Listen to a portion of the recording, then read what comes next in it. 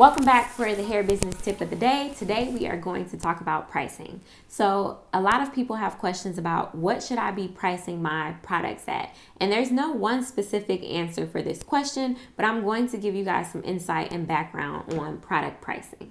So Private Label Extensions has a sheet here in the Started Hair Business group where on the sheet it gives you the wholesale price, the dropship price, and the suggested retail pricing.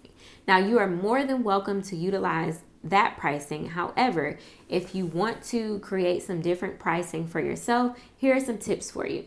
So there's not going to be one specific markup when it comes to the pricing. What you want to do is take your at cost for your item. So what is it that you're paying for this particular bundle? So for example, if you have a 12-inch bundle and maybe your wholesale cost is $35 and you're trying to figure out what should I price at retail my bundle for? So first thing you want to do is look at the market. So the market is going to tell you what you need to price your items at. So you want to do a comparative analysis with maybe the top other 3 hair companies in your industry or in your same arena. So you want to look at, okay, if I'm paying $35 for this bundle and my competitors are selling anywhere between $70 and $80, maybe you say, hey, I'm going to go with $68 for this bundle. So you're still making a profit. You are making almost a $30 profit,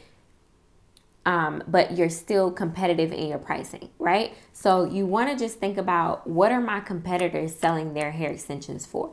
And then you kind of use that to gauge the pricing that you're going to utilize for your own products. So for example, another example, if you have a bundle deal and your bundle deal, let's just say you have 12, 14, and 16, and at cost, you get your 12-inch for $35, you get your 14-inch for $40, and then you get your 16-inch for, let's just say, $52. So what you want to do is add up those 3 and then subtract 10 from whatever that is. And then you would use that as your at cost price. And then you would take that and say, okay, how much profit do I need to make on this to still be competitive with my other competitors in the market? So what you want to really think about is, what is this competitive analysis?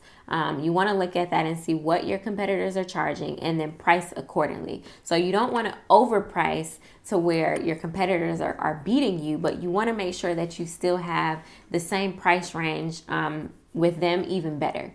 So that is how you want to approach or take a look at product pricing.